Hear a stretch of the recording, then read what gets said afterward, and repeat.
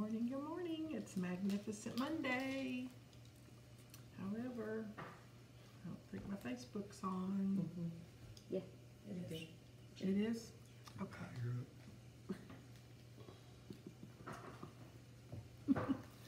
And you're right in the mirror. Sorry.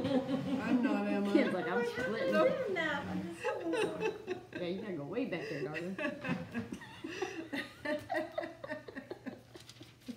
Love live videos. We're on January the 28th. We're already on day 28. Reading about Moses and Aaron, the Israelites being slaves in Egypt. And God really spoke to me through this message this morning. Just starts right off. Exodus chapter 5, verse 22. Then Moses went back to the Lord and protested. Why have you brought all this trouble on your own people, Lord? Why did you send me? Ever since I came to Pharaoh as your spokesperson, he has been even more brutal to your people, and you've done nothing to rescue them. And man, immediately what came to me is how many times we get just right up to breakthrough and we want to quit. The resistance is so strong and we just want to quit and we get tired. I could just feel the exasperation in Moses' voice as he's telling the Lord, you know, I mean, I really can't get it because his people were being mistreated, and we're talking about multitudes of people being mistreated and beat, and I absolutely believe at times probably killed. They were slaves. They weren't anything to Pharaoh and his men. The Hebrews had no value for the Israelites other than they were manual labor. And so for Moses to feel responsible for their release, I mean, he had a word from God. You know, it had to be a major word. Remember, you know, Moses was so oblivious to God speaking to him that God had to appear to him in a burning bush to get his attention. And, I mean, you want to talk about getting a word from the Lord. I mean, everybody at this table has had that word from God that propels us to move forward. And when you get that word from God, it takes a lot to get you to back up. And yet, all of us at some point in time have felt that oppression. You know, what is it that oppresses us? You know, it can be, you know, a loved one that's, you know, living a life that we know is less than what they were designed for. That can be fed, those thoughts can be fed to the point that we've got such a fear that we're afraid they're going to physically die. We can be oppressed to a job, you know, a person, that bully, that mean boss, that environment at work that, oh, you know, Lord, how can I work here? The environment here is just so bad. My boss is just so mean. I mean, we've all been at those kind of places before. To finances being what oppresses us. You know, the Bible tells us that we're a slave to debt. And whatever it is that oppresses us, we become the slave. But whatever it is, if you let a thought get just off that narrow path that we're on his narrow path. If we get in this ditch, or if we get in this ditch off that narrow path, then the oppression starts. And we feel oppressed. And next thing you know, we're just so tired and we're so exhausted. And I just love this story, though, you know, because God doesn't let him quit. He won't give in that he's not the man that was chosen. And whatever it is you're called to do, you've been chosen to do what you've been chosen to do, and it doesn't matter what it looks like. Things are not as they seem. And that's what I got out of today's reading is, you know, Moses was 80 years old and Aaron was 83 years old, and yet was called to do this monumental, life-threatening. I mean, I know that there had to be times Moses thought, well, you know, Pharaoh's just going to have me killed. I'm going to. And then there were times when he was so full of God's Spirit that he knew that Pharaoh couldn't touch him. I mean, you can almost see sometimes the ebb and tide. Overall, he definitely was. He was ebbing most of the time. He was raised up by the voice of God and by the command of God to move forward. But I just wrote in my column today, 2019, it got worse before it got better. Don't give up. Never, ever give up. Never give up. Things are not the way they seem, not spiritually. Not spiritually. Today in my Jesus Calling book, it talks about God reminding us that as you gaze at me through the eyes of your heart, you can see the world around you from my perspective. That's when we, as Donna said to me this morning, take a deep breath. Take a deep breath. Step back away from the situation and say, Lord, I want to see it from your eyes, not from my eyes. Don't give up. There's many of you out there that's been on the verge of giving up, and you can't give up. God's with you. He never leaves you. He never forsakes you. And then Matthew 18:21 and 19 through 19:12, starting right off in verse 21. Then Peter came to him and asked, Lord, how often should I forgive someone who sins against me? 7 times? Not 7 times, Jesus replied, but 70 times 7. 490 times. And I heard a sermon one time that particular pastor was convinced that was per day.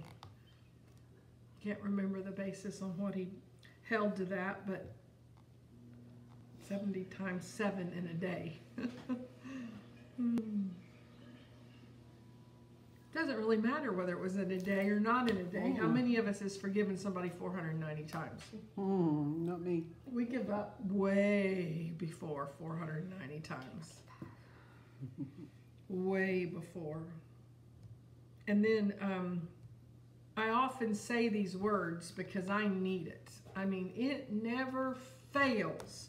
If I come down hard on somebody, I promise you, the exact same kind of a scenario seems to happen to me. And then I say these words, the only mercy I'm ever going to get is the mercy I'm willing to give. The only mercy I'm going to get. And these scriptures in Matthew 18 is where I get that. Verse 33, shouldn't you have mercy on your fellow servant, just as I had mercy on you? Then the angry king sent the man to prison to be tortured until he had paid his entire debt. So this is a story about the king forgiving the debt of somebody who begged him, said, I'll pay you back, I'll pay you back. And so he forgave the debt, let him out of prison. And then he goes out and immediately goes to the people that owes him. And instead of giving them mercy and forgiving their debt, he comes down on them very, very hard. And then the king finds out about it. And this is his response, is, shouldn't you have mercy on your fellow servant just as I have had mercy on you? The only mercy we're going to get. Who is it that just keeps messing up? I mean, they just keep making mistake after mistake after mistake. I can promise you that's been a theme for me with my daughter. The only mercy I'm going to get is the mercy I'm willing to give. Got some nods at the table. Probably both for me and my daughter and for others and their daughters. But everybody around here knows that. I struggle at times with that with my own daughter. So, and then chapter 19, verse 1, Jesus had finished saying these things, and he left Galilee, and he went down to the region of Judea, east of the Jordan River. Large crowds gathered there, and he healed their sick. Another area, he healed their sick. It doesn't say he left anybody out. He healed their sick. And then some Pharisees came and tried to trap him with this question. Should a man be allowed to divorce his wife for just any reason? Well, I'll tell you what, these are some of the most powerful scriptures when it comes to marriage. And about 10 years ago, I'm going to say, these scriptures turned my world upside down. Because remember, I've told you guys that the whole reason I started doing this 1 year Bible reading it from front cover to back covers. I wanted to know what God said. I didn't want to know what the world said. I didn't want to know what the church said. I didn't want to know, I wanted to know God's heart. Show me your heart, Father. And as I read these scriptures, God revealed his heart to me in a brand new way. So some Pharisees came and tried to trap him with this question: should a man be allowed to divorce his wife for just any reason? Jesus replied, haven't you read the scriptures? They record that from the beginning, God made them male and female. And he said, this explains why a man leaves his father and mother and is joined to his wife, and the two are united as one. Since they are no longer two, but one, let no one split apart what God has joined together. Now, the truth is right there in that statement if we would allow ourselves to hear it. I'll come back to that in just a second. Then why did Moses say in the law that a man could give his wife a written notice of divorce and send her away, they asked. Now I want you to remember that Moses had millions of people that he was the sole judge for. They brought every little squabble to him to settle. Every little thing. And we're talking millions.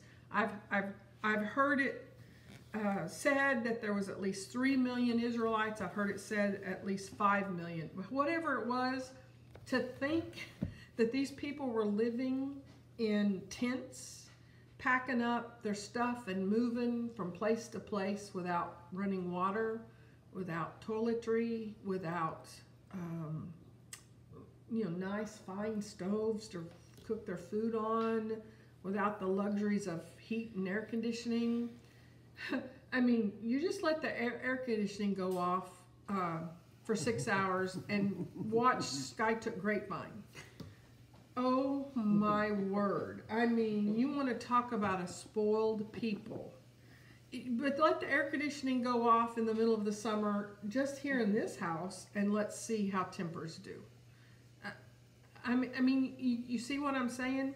And he was the sole judge for millions of people coming and saying, well, they left my ladybugs out on the back dock and they got cold and died.